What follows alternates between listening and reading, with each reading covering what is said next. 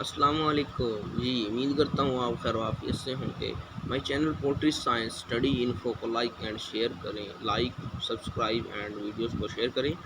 आज हमने पढ़ना है फास्फोरस क्या है, what is phosphorus and role of phosphorus, deficiency signs, availability of phosphorus, supplement are concentrated sources, उसकी normal ratio, requirement of phosphorus in grams, layer का diet requirement of phosphorus, ये हमने पढ़ना है।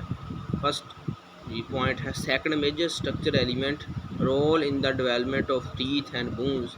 ये हमारे टीथ और बोन्स, ज़ुबान और हड्डियों को ये हमारी ग्रो करता है, उनको डेवलपमेंट करता है। फास्फोरस का तो एक ये काम होता है।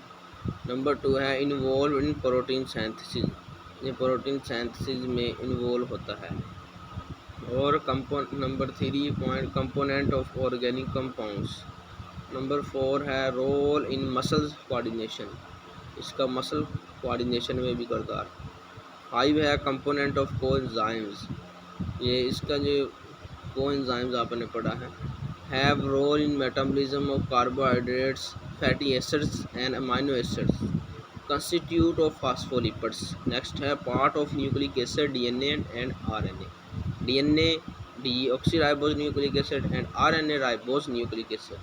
Next है involved in the transfer of energy in the form of ATP, adenosine triphosphate and ADP within the body. Adenosine triphosphate. Enzymes next है involving phosphorus are phosphatase, hydrolysis of phosphoric acid esters. Number 2 है phosphorylase, add inorganic phosphate to split from bones, breakdown of glycogen to IP. Number 3 है phosphomestrase, occurs in tissues, plasmas, kidneys, RBCs and intestinal mucosa. Okay, है phosphodiesterase, split on phosphate group of diesterase. Pyrophosphate, blood contains approximately जो होता है हमारे पास 35 से लेकर 45 milligram पर 100 ml phosphorus. Out of it is 10% is in the form of inorganic phosphate, इसमें जो 10% होता है वो इनऑर्गेनिक फॉस्फेट होता है। इसकी डेफिशिएंसी साइन क्या है? Deficiency of phosphorus or imbalance of calcium and potassium in the diet can cause rickets. इसकी वजह से कैल्शियम पोटाशियम की कमी की वजह से रिकट्स की बीमारी हो जाती है जो हड्डियों की होती है। इसका either element in the excess precipitates the other in the intestine.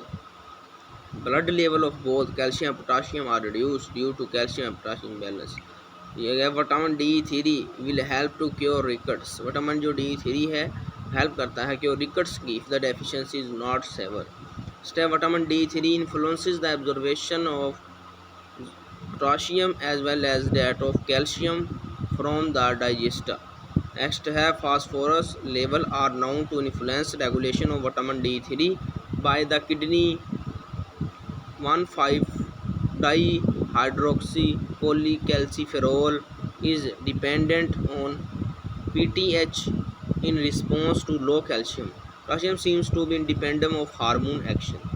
Next है phosphorus depletion simply includes renal synthesis of 1,2,5-dihydroxycholecalciferol directly, which in terms regulates phosphorus.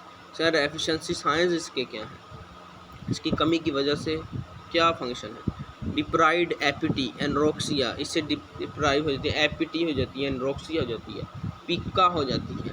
It is a habit in which animal start eating things which have no nutrition value, उनकी nutritional value कम हो जाती है, खाने की उनकी जो होती है उनकी खाने की एनर्जी भी कम हो जाती है। एक्सेस फास्फोरस की पासिंग थ्रू यूरन, जो एक्सेस फास होती है वो यूरन के जरिए पास होती है when accumulate in the bladder resulting in a condition called, इसे कहते हैं यूरोलिथिसिस। नेक्स्ट है availability of phosphorus. Phosphorus is mainly derived from animal protein including fish meal. Number 2 meat meal major source है। 3 है मीट एंड बोन मील। 4 है blood meal. 5 feather meal. Poultry by product meal, poultry offal meal. Next है phosphorus also available from cereals जैसे wheat हो गया, maize, oat, millet, sorghum. Supplement are concentrated source के हैं, bone meal, DCP, dicalcium phosphate. In cereals and vegetable protein sources phosphorus is present in bound form that is pythic acid, having less digestibility in birds, or birds has less phytase activity. This less digestibility can be removed by the supplementation of exogenous enzymes, especially phytase. This is also fact on availability of protein by forming complexes with protein. इसकी normal ratio calcium की 2.1 2.2 calcium की और potassium की 1 इसकी ratio है। However, dietary calcium जैसा कि calcium and available potassium ratio require for optimum bone growth in young chicks में ये होती है, जो ये रेशो है ये यंग चिक्स में होती है, ये रेशो 2 से लेकर 1। Phosphorus relatively expensive success avoided in diet. Dietary requirements of phosphorus. As most feeds are diets of birds up to 6 weeks of age will contain 0.4 to 0.45 available phosphorus. With increasing age, concentration is reduced. Number 3, 16 week old immature birds, 16 week के जो होता है 35 से 38% available phosphorus है। और mature birds में that are non laying hens, जो अंडे नहीं देते हैं, तो उनका डाइटरी लेवल ऑफ फास्फोरस है 0.25 से 0.30% होता है, उसका कंसीडर्ड होता है। Requirement of phosphorus in grams. Laying hen require 400 milligram per day.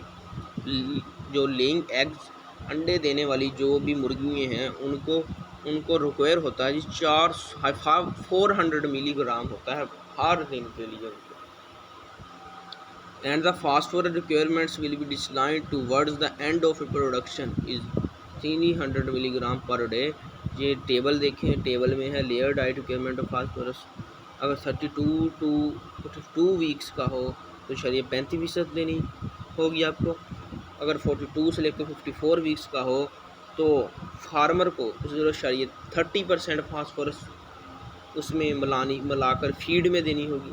उसका अगर 54 से अबव हो जाए तो 0.25% देनी चाहिए। Too high level of potassium will lead to decline associated egg shell quality to induced efficiency of calcium. आज हमने ये पढ़ लिया है, हमारे उम्मीद है आपको समझ आई होगी। और माई channel poultry science study info को लाइक एंड सब्सक्राइब करना लाजमी ना भूलिए, ताकि आपको आने वाली वीडियोस मिल सके। अल्लाह हाफिज़।